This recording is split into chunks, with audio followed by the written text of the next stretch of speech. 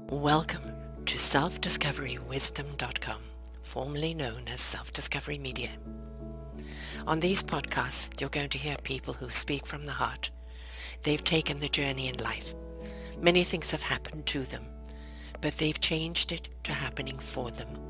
And in their strength, their courage, they've discovered their abilities and their wisdom, and they are now sharing it here with you. Do enjoy each show. We bring it to you with love and knowing that it's going to help you on your journey of life. Good morning, good afternoon, and good evening, everybody. Welcome back to another edition of Your Health is Your Choice. My name is Sarah Troy, and my guest, third time repeat, every single show is mindful of information, is Dr. Timothy Teel. And what we're going to be talking about today is E.F.T. Well, what is E.F.T?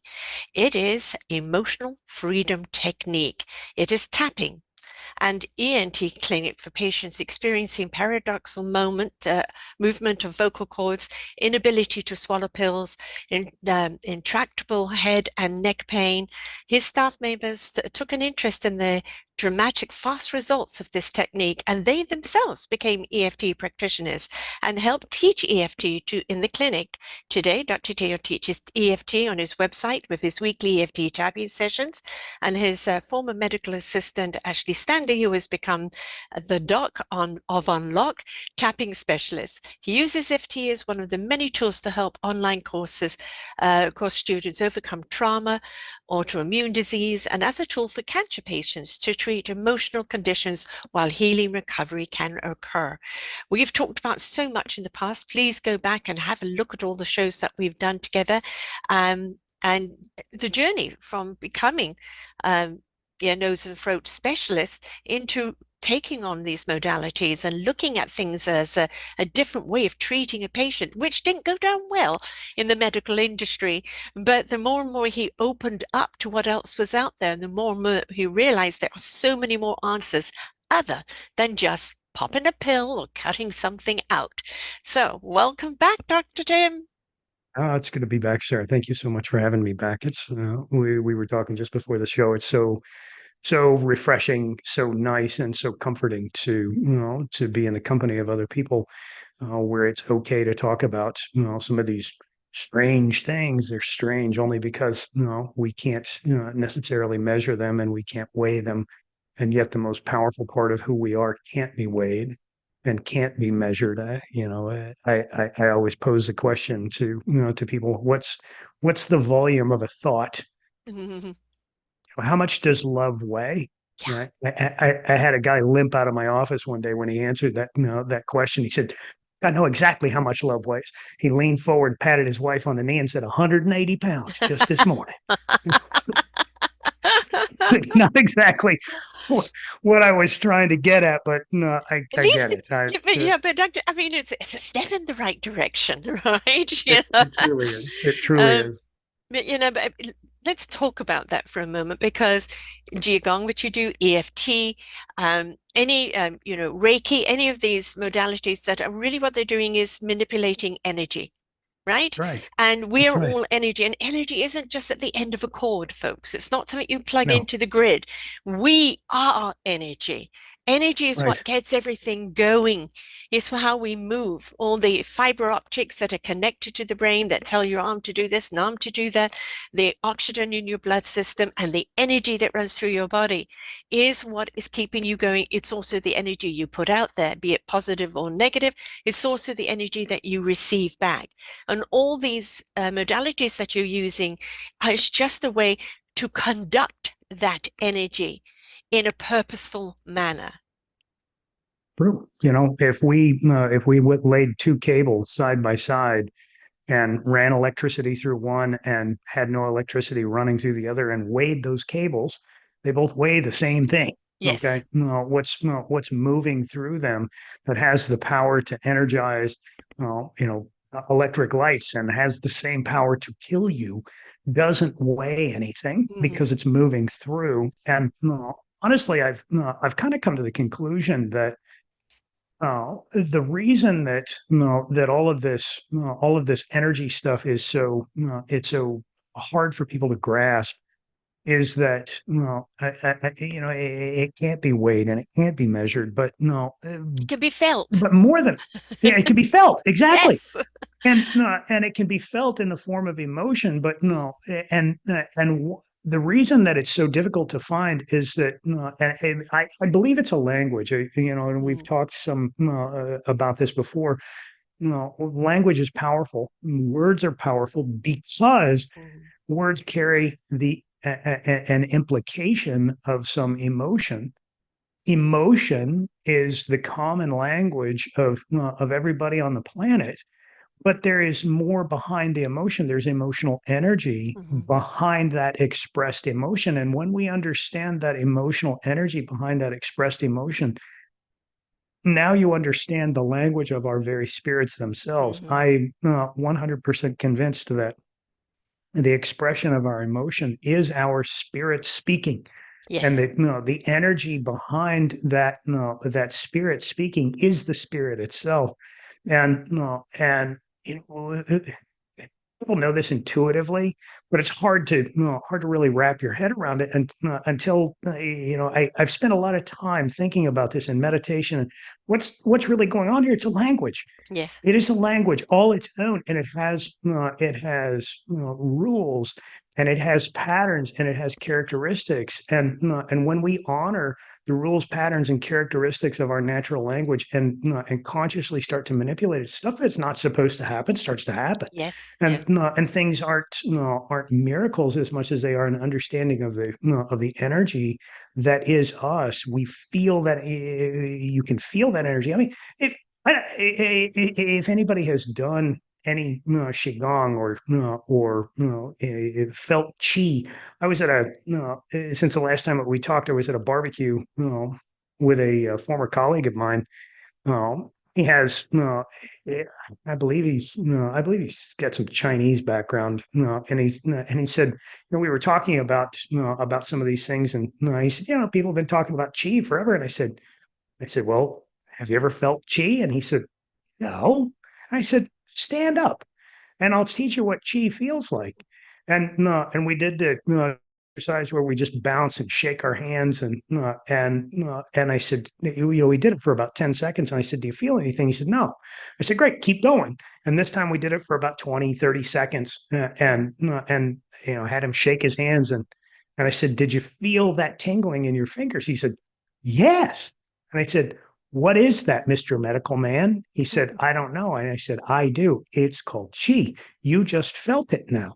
Okay. Mhm. He's like, wow, I never knew. It's because We you're don't just talk playing off the about it. script. Well, you've Right. been playing off the Yeah, script of exactly. Western medicine for so long that that we've practically bred this out of you. But Yes.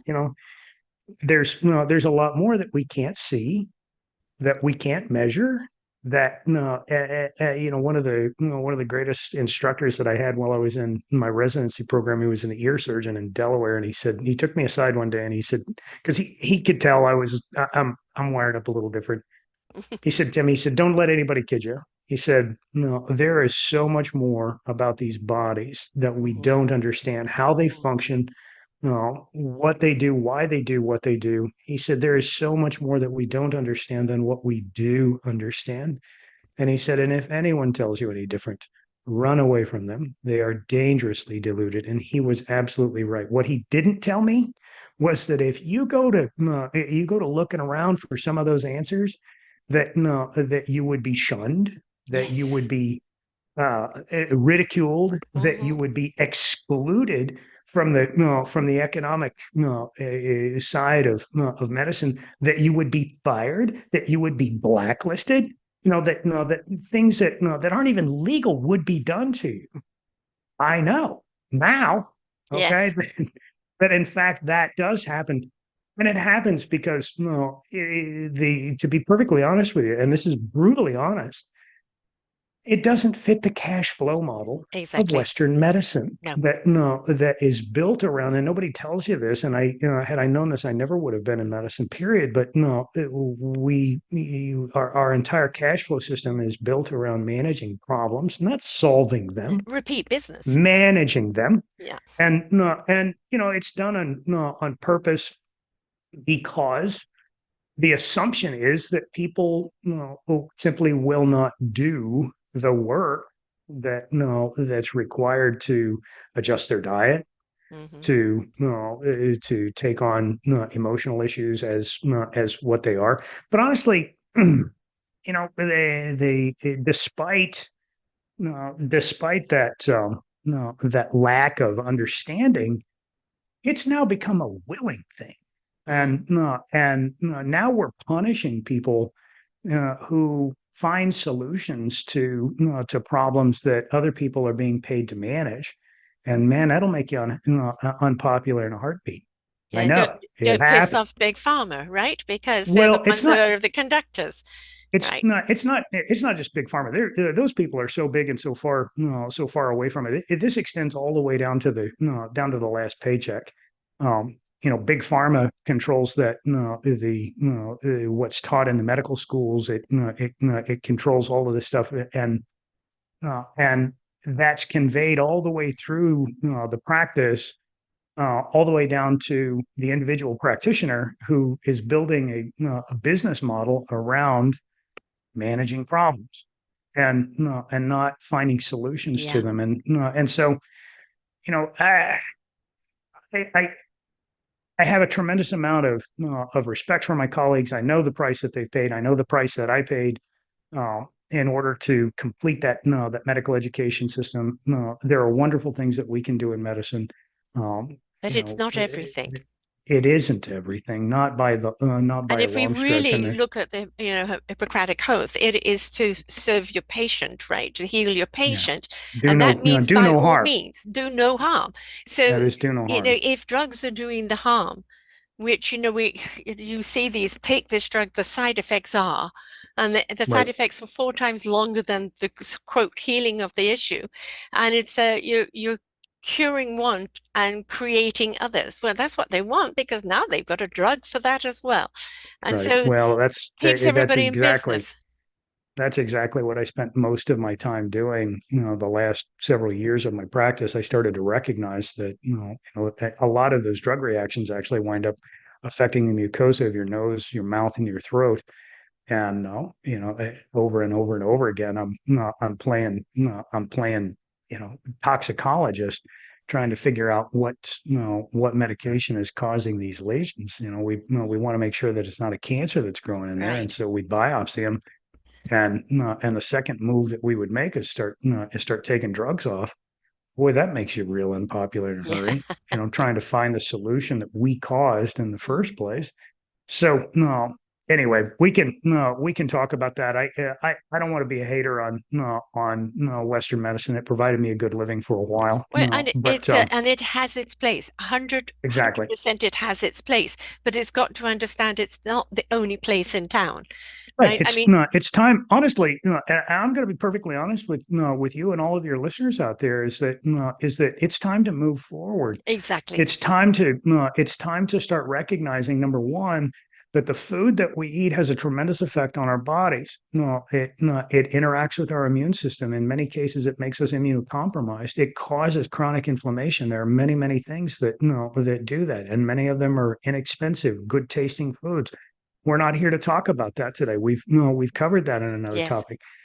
The huge, and I mean, it's not huge, it is massive problem that we have all over the world is unrecognized emotional issues that are Hmm. making people sick as dickens.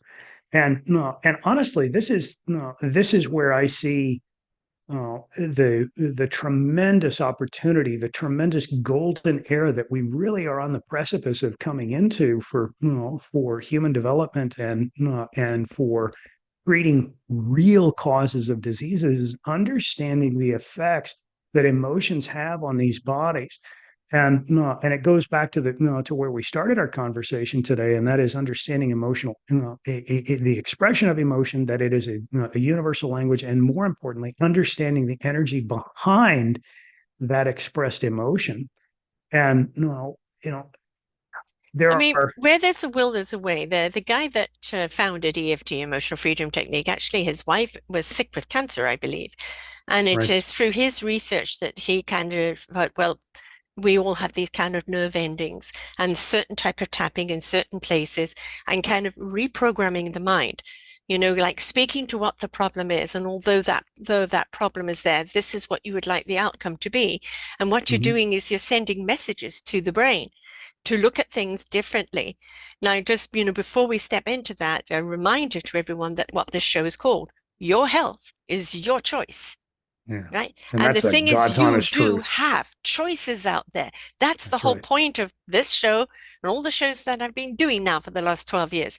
You do have a choice. We don't always have a choice of what happens to us. We do have a choice and what we can do about it. And more and more and more today are the solutions being presented to you.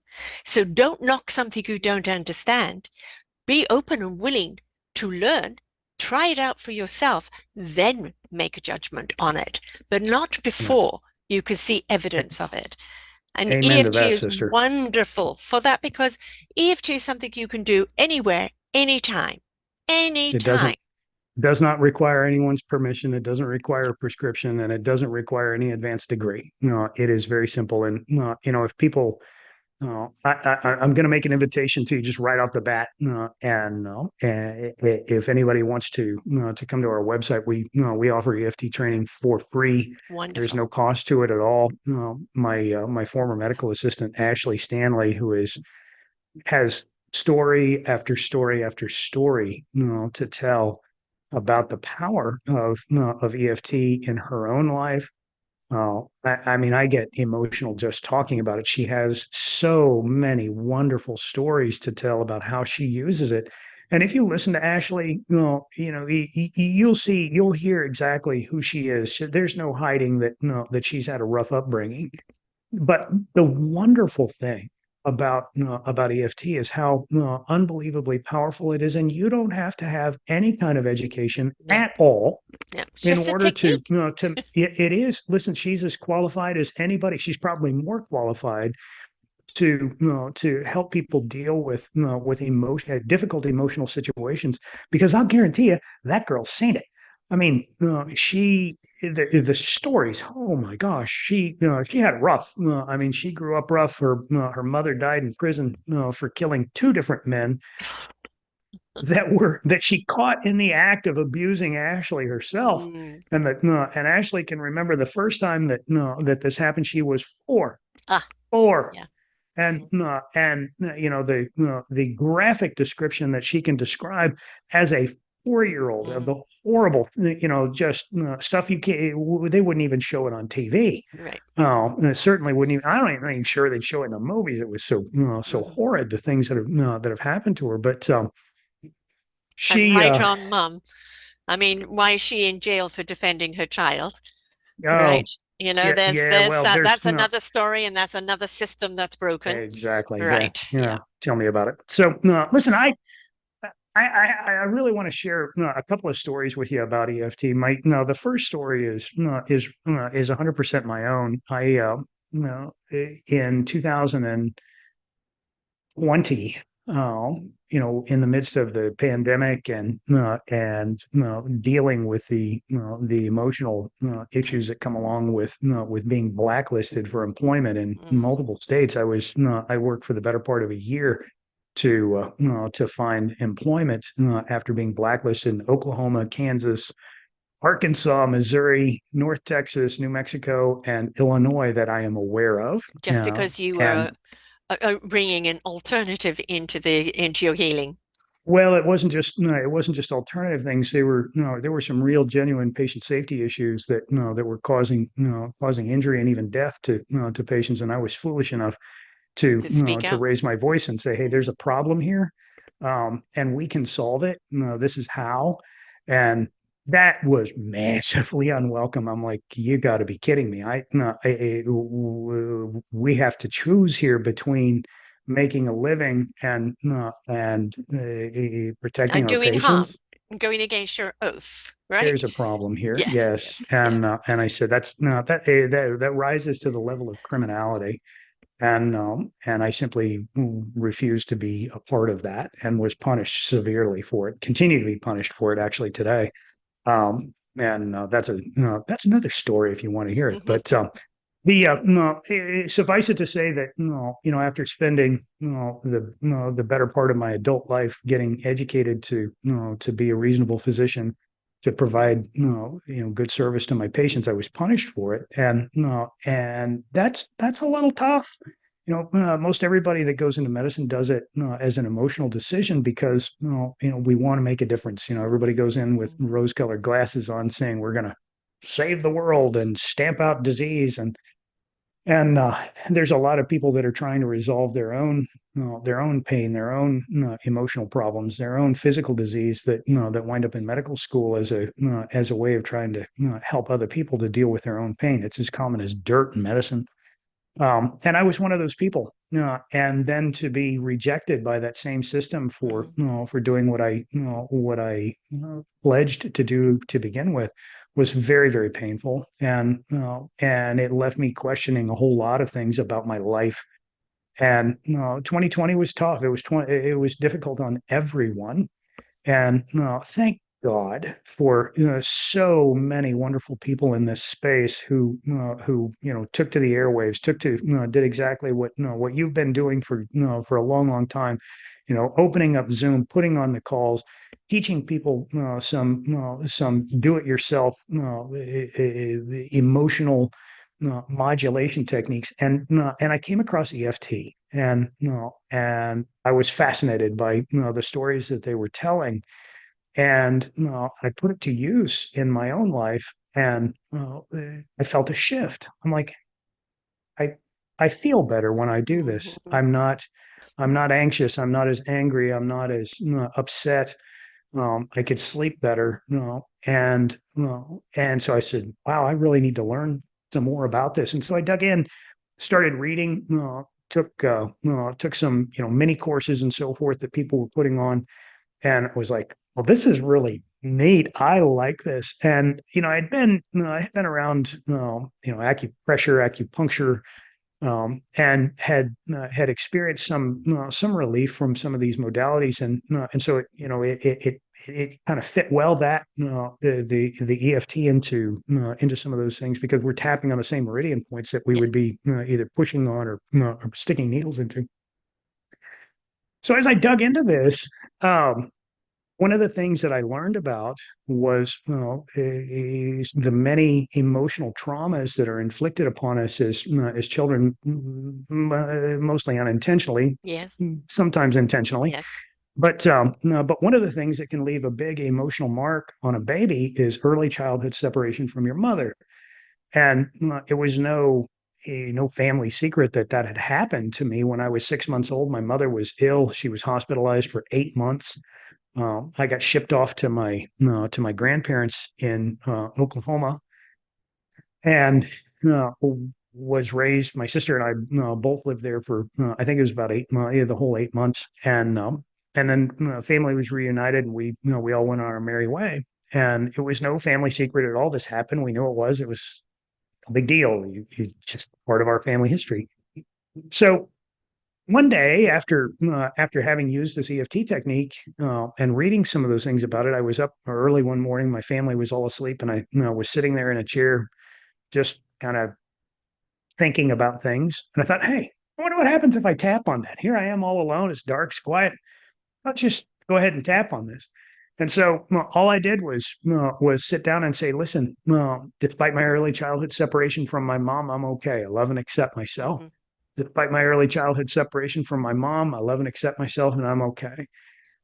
Despite my early childhood separation from my mom, mhm, I had this cry that came out of me, Sarah Troy. It started in my belly button and it came out, mm, and I cried so hard. I'm here, I'm 50, 51 years old. And I cried so hard, I thought I was going to die. mhm, And it went on and on and on for 10 minutes. I cried so I couldn't catch my breath. My chest hurt, my belly hurt. I'm shaking, I'm sweating. your I throat have swells. never, Yeah, oh, yes, I had never experienced such a, and I'm just doing this saying, yes, despite my early childhood yeah, separation from my mom, I'm okay. It was the craziest experience of my life. And I'm like, it finally, after 10 minutes, it finally quit. And I just sat there in stunned silence, wondering what in the world just happened here. Hmm. This is this is crazy. I'm not doing this again. That was no. I'm not doing no way. Don't have anything to do with that. So I didn't for 2 months. I didn't do anything about it. I'm like that was a little freaky and I didn't like it. So I'm not going back. 2 months later, I'm sitting there in that same chair again, early in the morning. It's quiet, dark. Everybody else is asleep, and I thought, wonder what happens if I do that again. Despite my early childhood separation from my mom, I'm okay. Love and accept myself. Despite my early childhood separation from my mom, I'm okay. Love and accept myself. Despite my early childhood, here it comes again. It happened a second time. I cried so hard I thought I was going to die. My chest hurts. I'm sweating. I'm shaking. I can't catch my breath. I genuinely again thought I was going to die. I'm like, this is abs at 5 minutes. 5 minutes, it quit. And again, I'm sitting there saying, "This is nuts. What in the world is going on?" I'm just riveted now. I'm like, and like, is this going to just keep happening? I'm not doing that again. That's no, no. 2 weeks later, I'm back in the same chair doing it again. Just, I mean, curiosity at this point has got me completely wrapped up in what in the world is this? And so here I am, 4 o'clock in the morning, sitting there in the chair going, okay, despite my early childhood separation from my mom, I'm okay. Love and accept myself. Despite my early childhood separation from my mom, I'm okay. Love and accept myself. Despite my early childhood separation from my mom, I'm okay. Love and accept myself. Despite my early childhood separation from my mom, I'm okay. Love and accept myself. Hello, what's going on here? Despite my early childhood, I do all the spots. I do them again. Nothing. Bubkiss. Nothing happens. And I'm like, oh, that's kind of crazy. What happened to all that, nuts and stuff? You'd spent it. Yeah, apparently so, because I took a couple of big deep breaths and I just sat there in that chair and I'm like, something's missing.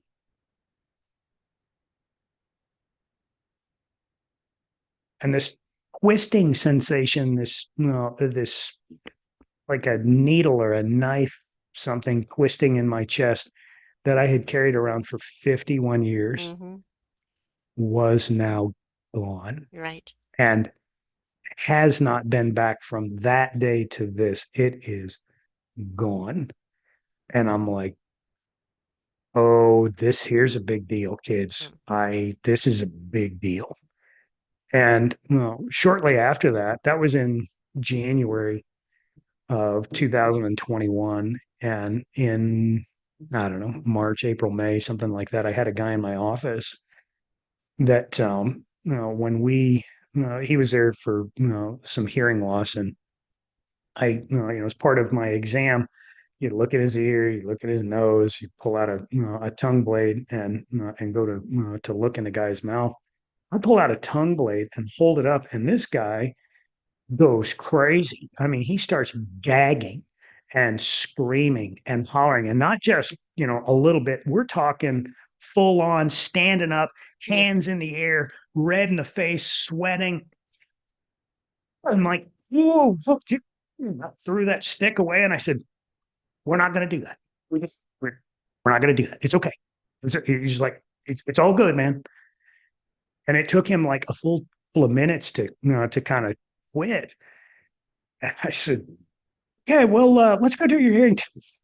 And so I walk him down the hall to my hearing booth, and the hearing booth is in a testing room with a little window, and then we'd sit on the in the other room and do the hearing test. And his wife is sitting just off to my left, and I'm doing the hearing test, and I said to his wife, I kind of talked out of the corner of my mouth. I said, "What's going on with that thing?"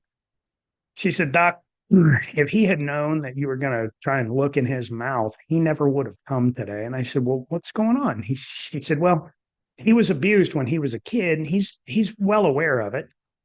But that was that gagging kind of became his self defense Mm. against the abuse, and it has kind of spilled over into an anxiety compensation sort of thing. And anytime that anybody gets close to his mouth, he'll just go crazy. He's never been to the dentist, can't go. Um, she said he was involved in a road rage incident a few years back, and he got so worked up that he had to pull off to the side of the road and gag for like 25 minutes. Holy cow! This is a huge problem. She said he's been in cognitive behavioral therapy for 40 years, has not been able to get beyond any of this stuff. He is just dying with it. And I said, well, you, you don't think he'd spend a little time working with me, would you? She said, he'd do anything.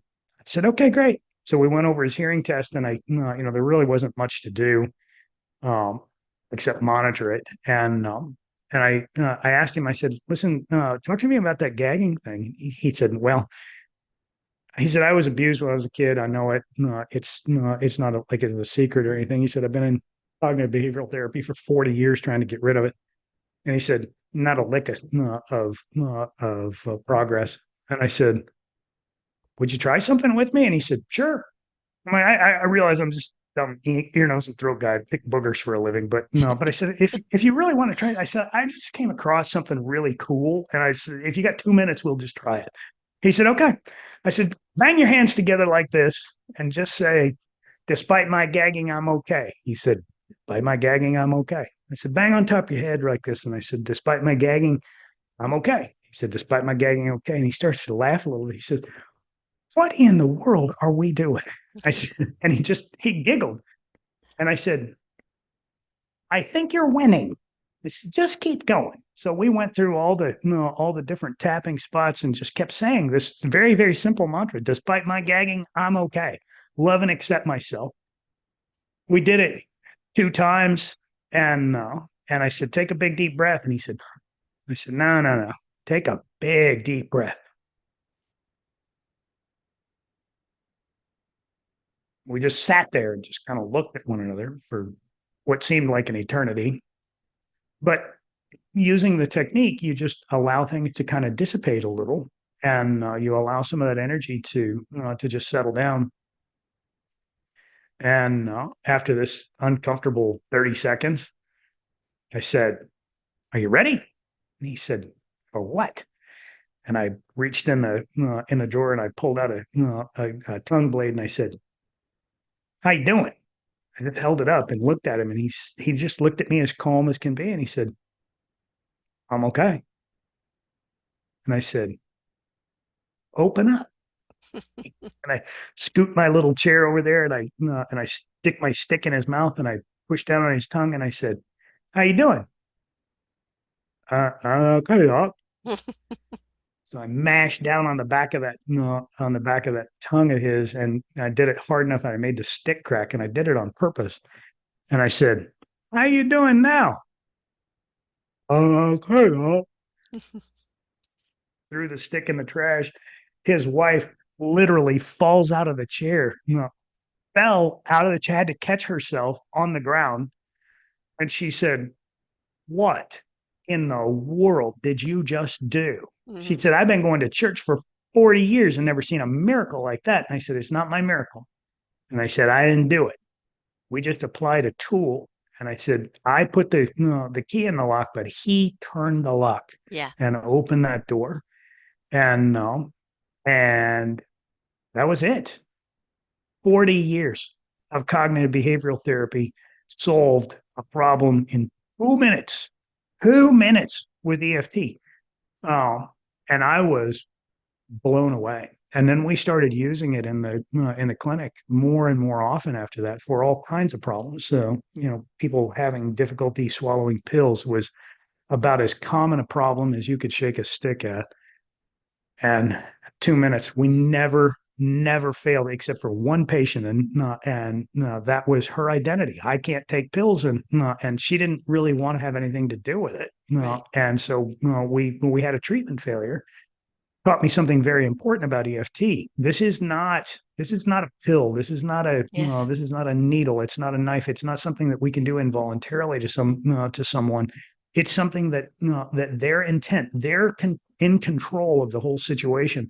But if their intent is to change their emotional response, I am convinced that EFT allows people to put some space in between the person and that emotion, and gives them enough space to decide, how do I want to respond to this? And instead of simply identifying, being so close to the problem that you Yeah. can't see Yeah.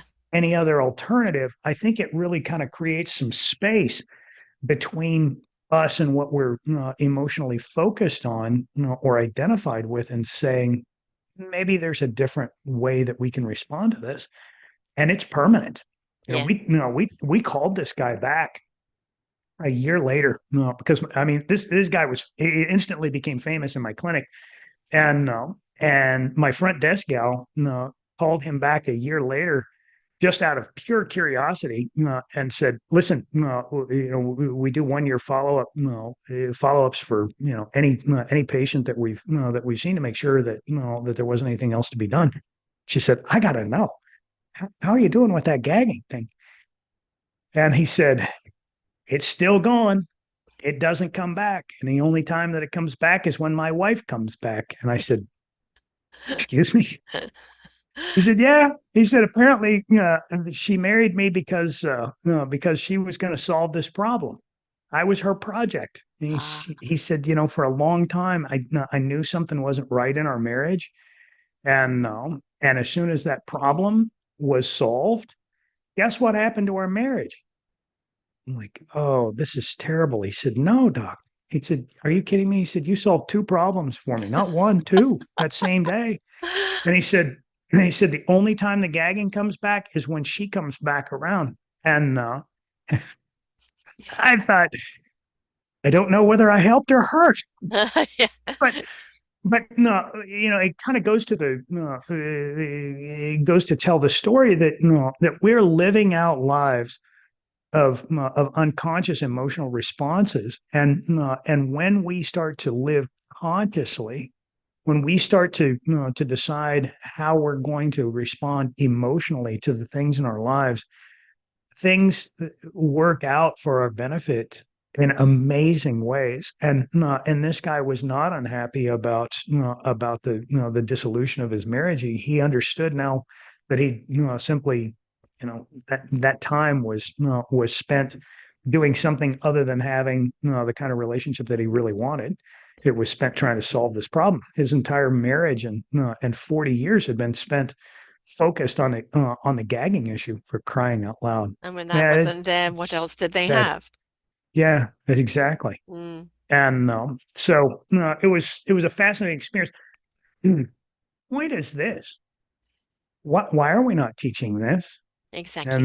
the bottom line is that it just doesn't fit the No, cash flow model, and exactly. that's the painfully honest truth. Is that it just doesn't fit the treatment model. Somebody made a hell of a living off of that guy. Excuse my language, but no, but this is just no, just wrong. Well, No, the other to thing is withhold it this works. information. It works. That's the Right, point.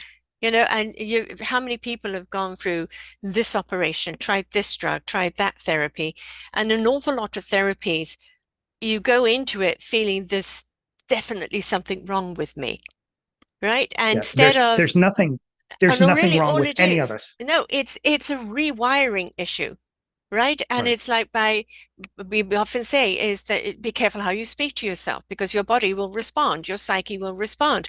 Well, with right, EFT, by clicking on each of those mediums, you are redirecting the brain to hear what it is that you're saying and re-channel what you were afraid of, what you were anxious of, what you were scared of, or what is causing an issue, to say you're not needed anymore. We're in a different channel right right, now. You're switching right. It it stations. it, it gives you it gives you alternatives. Yes. And you start to see what some of those alternatives are. If anybody's listening to this thinking that you're broken, you're not. Right. Okay. You are a perfect creation of a reflection of the creator himself, and you are not broken. There is nothing wrong with you. What you have is a program that's running in your head that is a survival based program that has served you well. And you know how we know that? It's because you're here. Yeah. Okay. If you don't survive long enough to hear this story or any other story that may help you get to the next level in your life, then it's all for naught. You have to survive first. And I am 100% convinced that no, that this life is not at all what it appears to be. It is trial period. It's a play. Kindergarten. It's a school. Yes. Yes, exactly. But no, but there's a lot of dangerous things here. Okay, it's Hmm. like kindergarten with guns and knives Oh, and and fireworks hate. and Oh, hatred and all the yeah. rest of that stuff. And our walk through this life, regardless of whether you have a spiritual belief system or not, is a spiritual path. And this tool that we're talking about using today is simply a tool to help you on that path to decide how you want to respond to it at an emotional level. Your emotions and the expression of those emotions is your spirit. The energy that is behind those emotions is your spirit, and your spirit has dominion over your body Yeah. only if we exercise it. And if we don't exercise dominion over our mind, over our body, then it's going to run on the default pathway, and that is one of survival. That means that we fight, hide, or run away or scream for help Hmm. from anything that we perceive as threatening our physical existence. And it's your body and your creator's way of programming you for the opportunity, not the guarantee, but the opportunity Hmm. to survive long enough that you can have some spiritual awakening and figure out what it is that you're really here to do, to experience, to Exactly. see, to learn, to help, to participate in. I am 100% convinced we are not bodies with souls. When you speak that way, the natural language of our bodies and our souls, our spirit, is one of an inverted pyramid style of communication. And for anybody who's listening, the inverted pyramid style of communication is an old fashioned way of communicating the most important thing first. And we did that because in the days of newspapers, where we had limited space on a page, we would edit that story from the bottom. And so the most important thing was at the top. The least important things were Mm. were down that story, and then your editor could come in and cut that story from the bottom, and get the most information out there in the least amount of space. Our own natural language functions the exact same way. In fact, the inverted pyramid style of writing is not a new idea. It's as ancient as we are. Hmm. Okay, it's a reflection of what we say first is the most important thing. And you have to watch your language, because if you say that I'm a body with a soul, you're saying that the body is the most important thing, and Exactly. that the soul is second. And natural language respects your right to experience life however you want to do it. And if you want to experience life as a body with a soul inside of it, it will allow you to do that. However, the rules, the characteristics, and the patterns of natural language say that no, that yes, you can speak word salad all you want. You're more than welcome to speak word salad. However, when you put the words, the meanings, the emotions, and the emotional energy behind it in a cohesive, communicatable way that conveys a meaning that aligns itself with our own natural language, then miracles start to happen, and Yeah. those miracles are dependent on following the rules, patterns, and characteristics of our natural language. And the plain hard truth of the matter is, we are not bodies with souls. We are spirits. We are souls having a human experience. We're just And renting this when body while we're here. it's exactly, and when you recognize it the way that it really is, Hmm. that means that your spirit now has dominion over Yes. that body. The spirit becomes the most important thing. It's not the body, it's the spirit, and And the the most spirit gets to intelligent determine. thing with the most Oh my, clarity, most wisdom. This is why I always say exactly. the soul is the wisdom. It is your compass. It will guide you to your Right, heart into truth and right, to your spirit into action for your mind to know what it needs to know, when it needs to know it, when to right, have the clarity. If we only come from the brain with all the data that we have in there, we do not have all the information. What we're lacking is how to use this data, right. how to Well, use this intelligence in a way that actually is meaningful and does ignite the heart, soul, and spirit together. It's feeling the knowledge, not just thinking the knowledge. right. Yeah, and these bodies that we live in are just they're just the equipment. Okay, Mhm. it's the cable. It's not the energy in the cable. The vessel. And Yeah. you can't hook a cable up to your house and expect to have electric lights on unless it's energized. Yes. Okay, and our bodies the same way are not they aren't put to their highest and best use unless we consciously take Yes. control of the energy that that animates these pieces of meat that we're living inside of. But And EFT allows us to is a tool, not the yes. only tool. It Nope. is not Many the be tools all. It there. is not the end all. There's an old saying that says if the only tool in your box is a hammer, everything's a nail. And I have worked so hard my entire life, not only in medicine but outside of medicine, is to use and collect as many different tools as we Yes. possibly can, because the right tool for the job is the right tool for the job. And um, and so EFT is not anywhere close to being the only tool out there. It is a simple, rudimentary tool. It's like a hammer when you're building a house. Okay, can you build a house with a hammer? No, but you need a hammer to build a house. Hmm. Okay, and without a hammer, building a house is much more difficult. Can you do it without a hammer? Well, yeah, sure enough, you can. You can build a concrete house, you can build a foam house, you can build all kinds of things without a hammer. But no, but everybody's going to make fun of you if you don't have a hammer. Hmm. Okay, you got to at least look the part if you're going to build a house. But no, but EFT is like a hammer to a house builder. It's just one of many tools, and it's a very very useful one. It's one that it's so useful. You keep it right there on your hip. And the second that you need to make an adjustment to something, you pull it out, you make that adjustment, and you put it back in the you put it back in your Yeah. tool pouch. I have So another I just analogy for it, like Wi-Fi, right? Wi-Fi we don't see. We know it's fiber optic. It's up in the air, right? It's not connected. You have to be near something that picks it up and then channels it in a direction. And you can have slow Wi-Fi, fast Wi-Fi, extra fast Wi-Fi, right? And it will go like sending an email, sending a text, doing what we're doing with Zoom right now. It's through Wi-Fi. What we're doing with EFT is sending the message through the Wi-Fi to our brain to actually receive the right data, the right information. We look at Wi-Fi and we don't question it. Nothing's plugged in. Yes, we have this device here that's plugged in to keep the motor going, but the Wi-Fi itself is not plugged in.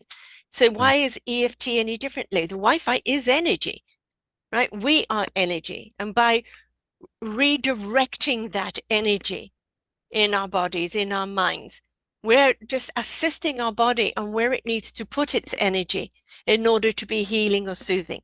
The first right, time I was exposed to tapping, I was quite wired. I would say I was up there on a 12, kind of really rare out there. And this woman had me do some tapping, and I couldn't believe how I came down to a 3 or 4 and right, how I calm down. I absolutely love tapping in the shower because water is a conduit and right, tapping in the shower is absolutely wonderful. It kind of extends it even more. The right. beauty of us is you're driving, you're frustrated with the driving. One hand can hold the wheel, but the other one is doing the tapping. You're in a Exactly board right. meeting. If you can't do it over your face, you can tap, as you said, around the thumb area. You can tap in other areas. and it can still have a very good effect. It's learning the techniques of how you do it, but then actually learning how to use it for yourself in the best way that it's going to work for you. But it's accessible to you at Right. all times. And that's the beauty of it. And it does work because, as you said, you've reprogrammed. You've Right. reprogrammed. So what you are saying, and although this happened, I am okay and I love myself, you're telling it that I am not that anymore. You can even add to the adage, I wish to feel da da da da da da, Right. right?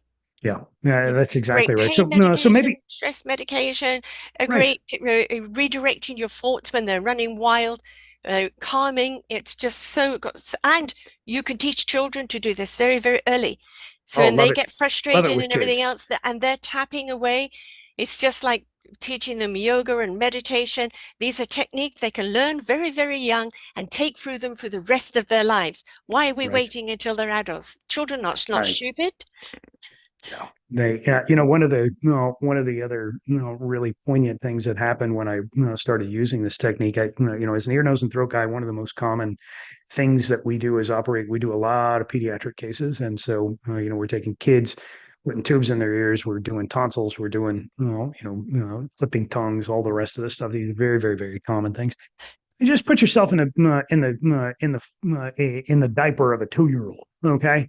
And no, they wake you up early. They take you to the hospital. You sit on a bed. They take your clothes off, give you this, silly looking hospital gown. You're hungry. You're tired. You're sitting on your mom's lap, and then they come in and they pick you up Mhm, and walk you back to a very cold, very bright operating room with a whole bunch of machines beeping. Everybody's wearing a mask. mhm. And then they lay you down on a table, hold you down, and put a gas mask on you, and mash it to your face until you act goofy and pass out. Sounds like a blast, doesn't it? Yes. Well, Oh, my oh, my my daughter did do that. She had the ears oh, put in, and listen, fortunately she was 5. But my son had the tonsillectomy that went wrong 3 times. Three right, times. exactly. And But as children, you bring a child into a surgical environment, it's intimidating for anybody, and I just can't imagine how terrifying it would be to a 2-year-old kid, to bring them into that environment. So, very shortly after I experimented with this and had these experiences, I started bringing it to the operating room, and immediately, the anesthesia people said, "What in the world are you doing? Are you like hypnotizing these kids or something?" When we put a kid through, through gas anesthesia, the initial response to somebody putting a mask on your face is to fight and go crazy. exactly. Yeah. And then they sort of pass out, and then they go through this, what we call stage 2 anesthesia, where they, just become completely, disinhibited, and they just go crazy. And many times when we were doing EFT on these kids, number one, they stop being so terribly upset. They, instead of screaming and yelling all the way down the hallway, I would actually pick the child up, hold them with one hand, and tap right on top of their head with the other, and just say, "Listen, you're going to be okay. Everything's okay." And I would maintain that position with that child. I'd lay them down on the table, and continue to tap on their head while anesthesia came in from this way and put their mask on, and took that kid down. And we told them, "Everything's okay. You're gonna be okay. We're gonna put a mask on you. Everything's gonna be fine." Did it work every time? No. No. Some of these kids, they jumped off the cliff, and they weren't coming back. But a massive number of these children, when we would do this technique, it wouldn't even hit stage 2. Like, my anesthesia people were going crazy. What in the world is this? And I said, "This is the craziest technique that I came across." And the unfortunate thing is, some of the benzodiazepines that they give these kids, just give them a lollipop, give them a sucker, give them a drink of this stuff, and they can do it and walk away, and it doesn't take any time. EFT takes a little bit of time and a little bit of commitment, but once you get good at it, it works very, very fast. Does it still take longer than giving them benzodiazepines? Absolutely. Yeah. But no, when you give kids benzodiazepines, for the next couple of days, they have horrendous nightmares. And I mean horrendous nightmares almost universally. Well, you tell me, would you rather have your kid Yeah, just go down easy, well, and take another couple of minutes, doing a little EFT technique, or do you want to have them go down fast and hard and spend the next 2 days, with a screaming child with horrendous nightmares? Take your pick. exactly. That's really what it was, what it came down to. And it became vividly obvious, that there was a giant hole here to be filled, and so we just did it. And the last case that I ever did in one of these local hospitals here was a 3-year-old kid we were going to do a tonsillectomy on, and the anesthesia people, they had nurse anesthetists and they had head anesthesia people that were full anesthesiologists. The nurse anesthetists oftentimes would do the case, but they wouldn't do the induction. They wouldn't put the kid down without an anesthesiologist in the room, which is a fairly common practice anymore. We got into the room with this 3-year-old kid, and the nurse anesthetist called for the anesthesia guys to come into the room, and we didn't see him. And I'm doing my thing. I'm tapping on this kid, this 3-year-old kid. 2 minutes go by, 3 minutes go by, 5 minutes goes by, 6 minutes goes by, 10 minutes is gone, and I'm still banging on this kid, and he isn't moving. He's just like zoned out, and everybody in the room is going, "What is going?" And they hadn't given this kid any drugs at all, none. Mhm. And 15 minutes goes by. I'm still tapping. 18 minutes, still tapping. 19 minutes, still tapping. 20 minutes goes by. I'm still tapping on this kid, and he's still just sitting there staring at the ceiling, going. 21 minutes after we got into the room, anesthesia finally shows up, and I did that case, and the nurse and the anesthesia walks in the room. They walked out. The nurse anesthetist who started and ended that case was like, "I have never seen anything like this. This is crazy. Either this kid's just like the coolest kid ever, or this is, we have to learn this." And I said, "Well, I think you better learn it. But I'm not sticking around for this nonsense anymore. I've got other things that I need to do. But I'll circle around. I'll be back to teach it." But it is just unbelievably powerful, especially with children. They don't know to resist this, and Mm. they just all they know is that they're upset. I've used it tremendously with my with both of my sons, and both of them know how to do this technique, and both of them will tell you is unbelievably powerful to help with anxiety and fear. And these are children. They don't see the world as we do in any new experiences, like the caveman, which we were just watching The Croods the other night. Have you ever seen that movie? Yes, I have actually. Yes. Hilarious. Yeah. Absolutely hilarious. Sea cruise But too.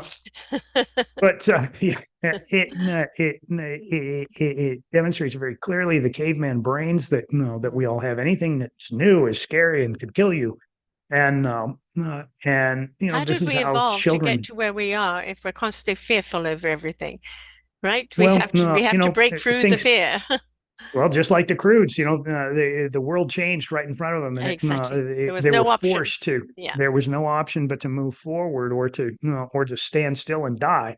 So that's just how life is. You could see an unseen hand pushing them along, saying, "It's time to evolve. It's time to Yes. evolve. It's time to evolve." And this other weird looking kid with the warthog mask and everything comes along and shows them fire.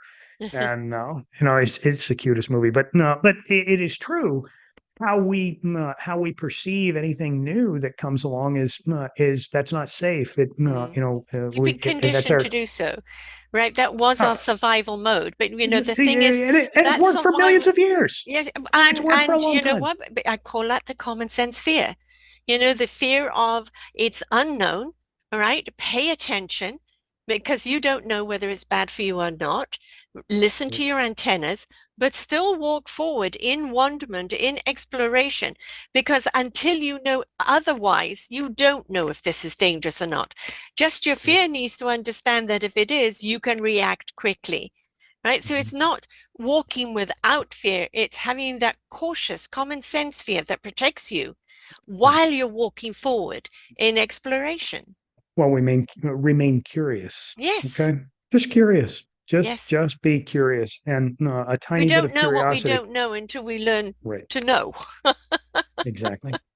Exactly. I mean, EFT, I mean, as it said, came about from this guy whose wife was really, really sick, and then he found this, and it really, really does work. I've known about it now for about 13 or 14 years, and it's one of the things you can do anytime, anywhere. It does work. It's extremely great for when you are having a stressful time and you know that you yourself can't talk it out. You've tried the deep breathing, but no, you're still hyperventilating, and kind of taking the EFT and just, as I said, letting those numbers go down, Right. and it really Applying a works. different tool. There's Exactly. breath work is great.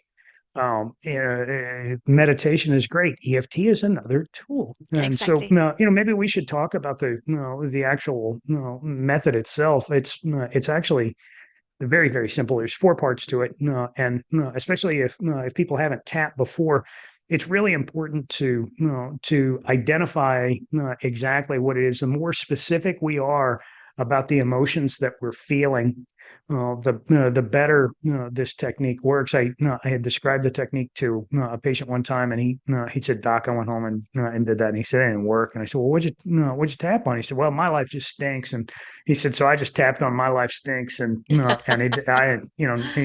miracles happen." Whoa, hold on. The more specific we are Yes. Yes. about the things that we're experiencing, the better it works. And so the first thing we have to do is identify as specifically as possible, some unpleasant situation that we are experiencing, or alternatively, something that we would like to experience, and identify it as specifically as possible. And then, really important, rate it on a scale of 0 to 10. What's the intensity of that emotion? And it doesn't have to just be emotion; it can be a physical sensation as well. This works wonderfully on Yeah. pain, Hmm. because there is, and this is accepted fact in Western medicine, that there is an emotional component to every pain experience that we have. So we want to rate it on a scale of 0 to 10, how intense we feel that sensation, or that emotion, that feeling is. Once we get that number, either remember it, or write it down, then we want to give that sensation, that emotion, a voice, and call it exactly as accurately as we possibly can. What the emotion, what the sensation, what the feeling, what the pain, what the situation is.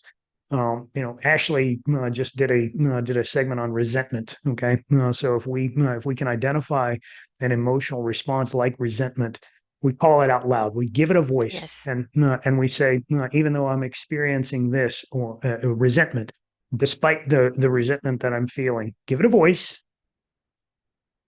Simultaneously, we tap and say, despite this, I'm Mm. okay. Yes. That's the release. Okay, Yes. we identify it, and then we give it a door to go out of. So, despite the resentment that I feel about this, I'm okay. And despite that resentment, I love and accept myself. Okay, Mm. it's kind of like giving yourself a hug. That's the Mm. affirmation part of all this stuff. And there are a multitude of different tapping points that we can use. We teach 10, 11, 12 different tapping points as a beginning point, and you can use as many of them as you want, or you can only use one. The most important one, the most accessible one, is right here on the side of our hand. We Your call it little the finger karate on chop the point. palm. Yep, Yep. exactly. About halfway between the joint and your wrist. Right there, you can tap on it with one finger, two fingers, three fingers, or you can tap both Yeah. hands together, and while we simultaneously say, "Despite this, Hmm. I'm okay. Despite this, I love and accept myself." The second really important point is right on the vertex of our scalp. The third one, the medial eyebrow, right there where the hair kind of ends for Right. most of us, not everybody. Yeah, Uh, the beginning the point the of the lateral eyebrow. exactly in the lateral part of the eyebrow, directly under the End of eye, the eyebrow. directly under the pupil, right on the bony rim, Hmm. under the nose, under the mouth, on the collarbone, the medial collarbone. If you can feel your collarbone starts out here and goes to here, we've got a big notch in between. Hmm. On either side of that notch is the medial end of our collarbone. We can tap right on that. We can tap in our armpit, about 3 or 4 inches below the very top of our armpit. We tap in there. There are also additional tapping points. So if you're angry and you don't want to experience anger, there is a tremendous tapping point right on the bottom of our rib cage, directly from the midpoint of our clavicle across the nipple and right down to the lower edge of our rib cage, right over your liver or right over your spleen and stomach on the other side. Boy, if you're angry, try tapping on that for just a little bit and say, despite my anger, I'm okay. If you didn't use any other tapping spot other than that when you're angry, it will blow your mind what happens when you use that tapping point on anger. I had a friend I've known for 20 some odd years, and he's an old military guy. He's about 6'6", weighs 150 pounds, soaking wet kid from East Kentucky, and great big deep voice, skinny as a rail, funny guy, just about the best natured guy. But he has spent a lot of time in the military, and I know he'd struggled with some post traumatic stress disorder and some of the rest of these things. And I asked him one time, I had him on the phone, and I said, do you know he had just gotten out of the hospital, barely survived liver failure, and he had started drinking and had some other issues. And I asked him, I said, I talked to him about tapping, and I said, do you know what the most powerful emotion is? And he said, yeah. He said, I know exactly what it is, Tim. He said, it's hate. I said, no, actually, it's not. He said, it's actually love, bud. But I said, maybe we should teach you to tap on that. I said, do you realize that from an energetic standpoint and from a philosophical standpoint, do you know where anger is stored in our body? And he said, no. I said, it's in your liver. Hmm. He said, I think it almost killed me. I said, I think it almost did. I said, let's try this. And we tapped on that spot for just a little bit. And he said, what are we doing? And I said, I don't know. What are you feeling? He said, I think I'm going to cry. And I said, I think it's working there, boss. And he said, how do I learn more about this? And got him on some of the same resources that I was using, and then eventually started my own website. But no, I mean, it changed this guy's life in a matter of seconds, Hmm. seconds. And he continues to use it today, and he continues to give me a call every once in a while and say, I think you may have saved my life. Hmm. He said that I was so eaten up with hatred for so many things that are just wrong in my life and wrong in the world. But he said, I'd never felt that until you told me about it.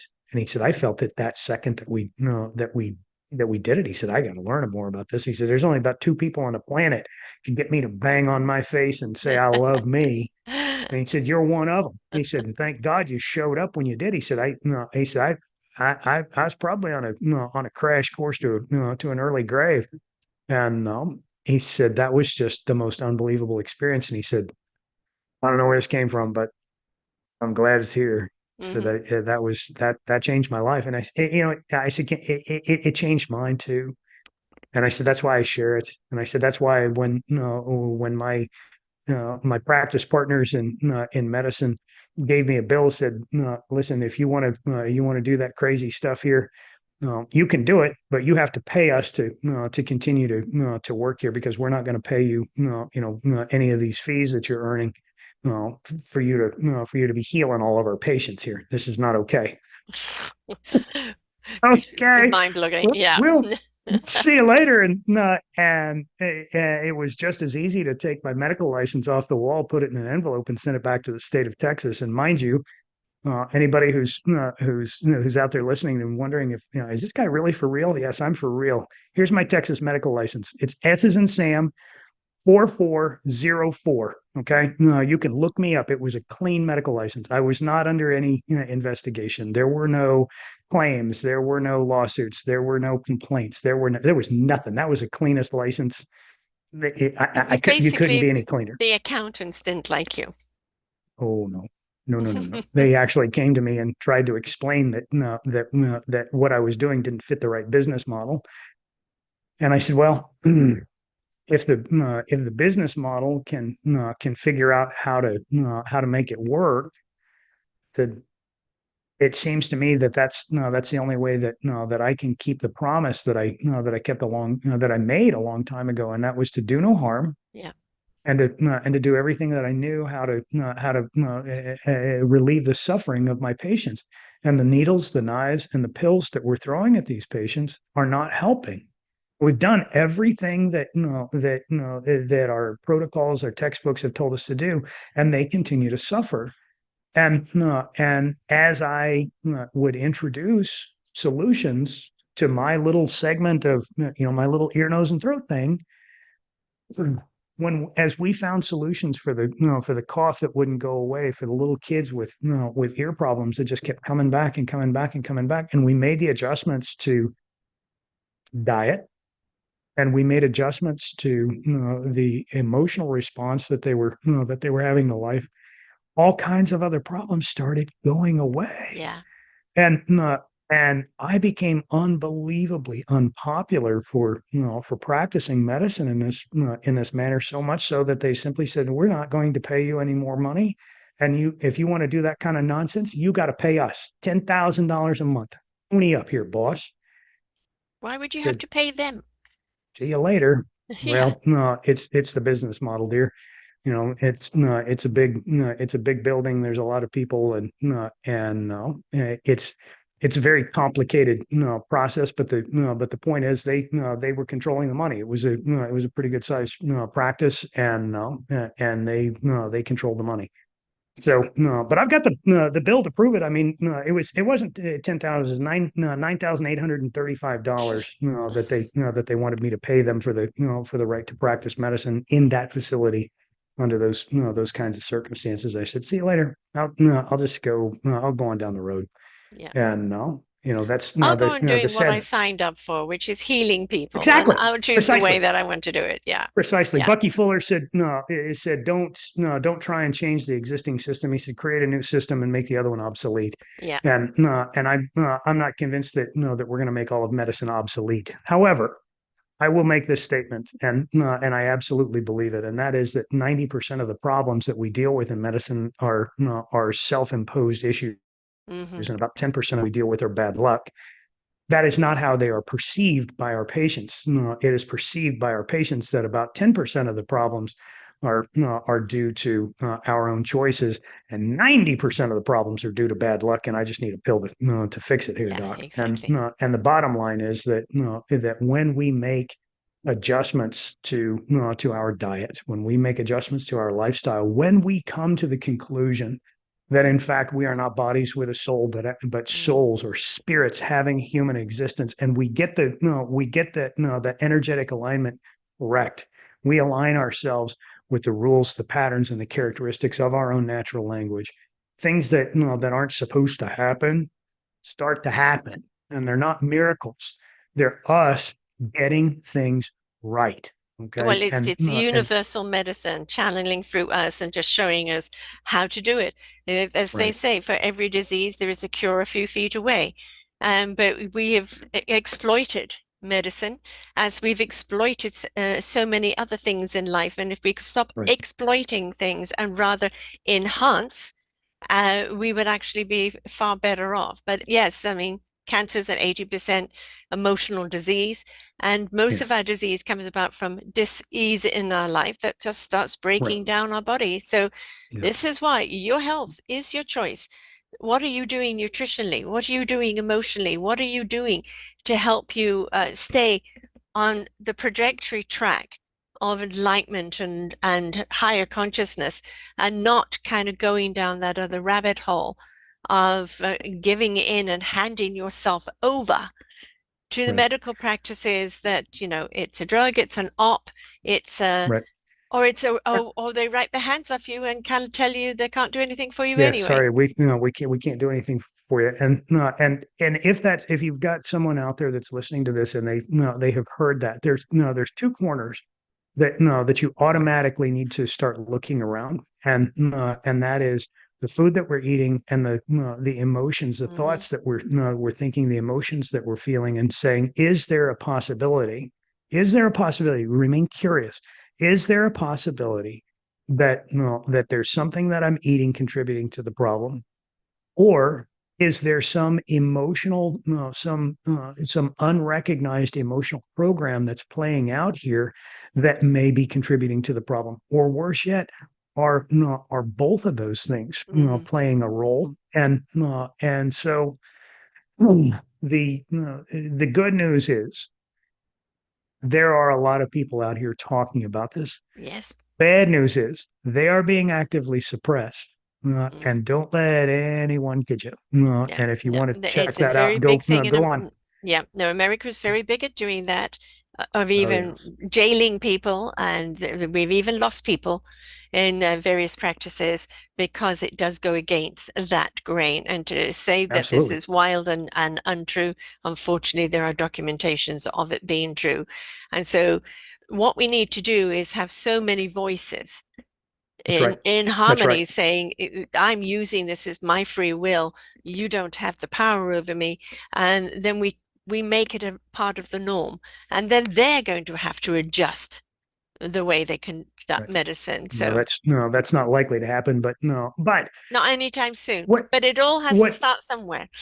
that's exactly right. And claim our even to the point of having to claim our constitutional right to speak our mind and to be able to speak our experiences as we have experienced them. Hmm. And in fact, we do have that constitutional right. Until the Constitution gets suspended, we will continue to claim that right. Um, and I know that those constitutional rights are being suppressed, and I've got a court case to prove it. When I was fired and blacklisted in Oklahoma, it was very obvious that there was something going on here. Why are all these places having advertising for people to do what I do, and I couldn't even get an interview. I'm like, I got a clean license, guys. I don't have pending lawsuits. I don't have I don't have any issues with getting hospital privileges because I'm clean. I do what I do. I do it. No, I do it well. I don't hurt people. No, and no, all of a sudden I started getting denied hospital privileges, Hmm. and I'm like, for what? And they said, we don't have to tell you. I said, yeah, you have to tell Yeah. somebody. There's this thing called the National Practitioners Data Bank out there, and they track these kinds of things. And it holds me accountable. It holds you accountable as a hospital for this kind of nonsense. I was denied hospital privileges in two different hospitals before I started to figure out, oh, this is kind of an ugly thing, and it's illegal as the dickens to blacklist Hmm. somebody from employment. And so I challenged him. I challenged him in court, and I said, "You can't do this." Immediately, that lawsuit was dismissed by a local judge. They said, "No, no, they have a First Amendment right to say anything that they want to." And I said, "With First Amendment rights come responsibilities and comes accountability as well." Hmm. And they said, you can't just dismiss this out of hand." And so we took it all the way to the Oklahoma Supreme Court, all the way to the Supreme Court. It kept getting turned down all the way, and we challenged it all the way to the Oklahoma Supreme Court.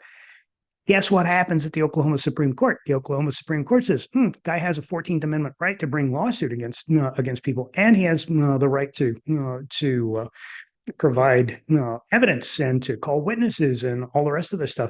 They sent it back to the local court. Local court says, "Oh yeah, okay, great. So we have to listen to you." So we issued some subpoenas, showed up in court. all those subpoenas got they objected to them. The judge sustained all those objections, so we weren't allowed to bring any call any witnesses and ask them any questions. I even showed up in court, and they called me as a witness. The defense objected to it. Judge sustains them. Excuse me? This is my lawsuit. I have the right to Yeah, bring exactly. no, not in Oklahoma, no, ma'am. Well, I mean, And that no, it gets I've better. heard, Listen, it gets better. Not only was the lawsuit dismissed, they said you lose. Now you get to pay their legal fees. The defense actually came in and said, no, we don't want just our legal fees. We want to sanction this guy. We want to sanction him for bringing the lawsuit. Guess what? Judge gave it to him, $150,000 sanction. 150. Not only did I lose the lawsuit, I was sanctioned $150,000 for bringing such a thing to this end. And the judge flat out said, "Listen, you bring a lawsuit and you don't bring any evidence, we're going to sanction you." I'm like, you lady, didn't let me get up you there to didn't get let me the bring it. evidence. Yes. Exactly. This is how far this whole thing has gone. We're down to suppressing the information using court systems. This is now case law in the state of Oklahoma that physicians don't even have the right to object to people to being blacklisted. That's where Yeah. we're at, Sarah. I mean, I this is I've done frightening. so And many I've done so many shows on the system over there, and it's really quite scary. And it's beyond scary. it's all extremely corrupt and incompetent and out for a totally different agenda, and it's not to really bring about the right justice. So, the system all the way across the board has to change, and it's only going to change when there's a massive amount of EFT of I've got to Yeah. cut the crap. No, You know? the system will never change. What we have to do is we have to rewrite the system, and we have to go upstream of all of this nonsense, and take responsibility and accountability for for taking control of your own health, Exactly. and recognize, and I thank you so much for the opportunity to come and tell my story, because it is a little unbelievable. Yeah. And no, but I kept pushing because I'm like, you can't this if I go out and tell this story without having a court document to refer back to. Now we have court documents that clearly violate somebody's 14th Amendment rights to bring suit. You don't have those 14th Amendment rights as someone who objects to the way things are, by God, done around here, boy. And what's Can you go back fascinating, to the Supreme Court for support? oh, it gets no, it gets better. Okay, because I'm just waiting for this happened last year, and I'm just waiting for people to knock on my door and say, "Hey, you owe us. We want our money." And I'm like, "Well, Sue me. come on across that Red River." No, they don't have to sue me. All they have to do is bring that charge order across that state line. I thought about it, and I thought, you know what? Why don't you go ahead and take something from me? In fact, I told him, I said, why don't you bring your charge order down here? And I said, here's my bank account. Here's the bank that I use. Here's the account number. Here's the names and stuff on it. I need you guys to come across, and I need you to take something from me. Because at that point in the ball game, now you have denied me property, and Mm. we'll go to federal court and see what the feds have to say about it. Yeah. Oddly enough, ain't never heard a word. Yeah, you played So chess with them. So yes, ma'am. now we're obviously going to have you back on again in the future. But let people know how they can get hold of you and where they can learn about EFT from your site, or join one of your sessions there. And they are more than welcome to come over to www.docofunlock.com, and they can go over to our services section and sign up for the EFT program. There is absolutely no cost to it at all. There's a few lectures on how to do it, how to use it. You'll hear my stories. You'll hear Ashley's stories. She is I will tell you that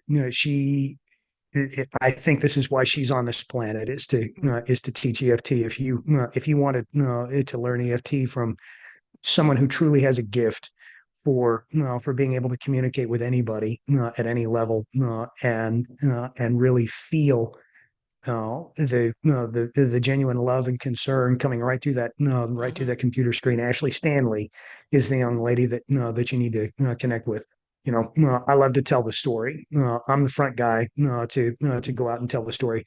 You really want to feel what EFT Yeah. is all about. You go tap with Ashley, and she will take you through some very brief tapping sessions, like 8 or 10 minutes every week. She puts up a new video and she'll pick a different topic. She has the most fascinating life, and if you think you got problems, you don't even hold a candle to Ashley. The difficulties that she has overcome in a lifetime and continues to work through some of those problems will truly make your problems melt right in front of you. And she's still standing, and she's not just standing; she's moving ahead, and she is providing a ministry out there that is truly truly humbling. And we are Well, it sounds working like at I need to be interviewing her and let her Oh, share her you do. story. So, Listen, okay. unquestionably, Yeah, connect her up. I really want you to have her on your program because she truly has a talent for getting to the heart of this modality, and she has made it her I guess her mission to making a difference in the world She's because found her she has meaningful purpose. It's her calling, unquestionably. and this is her instrument to play, Right. No, right? that's exactly right. So we'll get you hooked up with Ashley. You will truly enjoy her. She is you can feel her heart come right through the screen at you, and so she's a blast. But Doc of Unlock, www.docfunlock. When you just look at it, it kind of looks a little funny, but it's docofunlock.com. You can download a book. My book is called Cracking the Caveman's Code. It encapsulates a lot of what we've talked about Mm. here, puts it in very, very plain language. But truly today, you need to go over and sign up for Ashley's program and let her walk you through and develop a relationship with her. She is also in the process right now of putting together what we call the personal assault recovery protocol. It is a program that was specifically designed to help people work through personal traumas, personal assaults, whatever. She will tell her story about that program, and then she and I will teach the course as we go along. So you got a ton to talk about with that girl. She's great. Yeah, She's great. just I look forward wonderful. to it. Oh, And tapping is the way, folks.